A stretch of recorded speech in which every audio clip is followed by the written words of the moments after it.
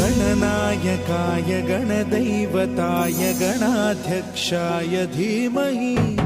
गुणशरीराय गुणमण्डिताय गुणेशानाय धीमहि गुणातीताय गुणाधीशाय गुणप्रविष्टाय धीमहि एकदन्ताय वक्रतुण्डाय गौरीतनयाय धीमहि गजेशानाय भालचन्द्राय श्रीगणेशाय धीमहि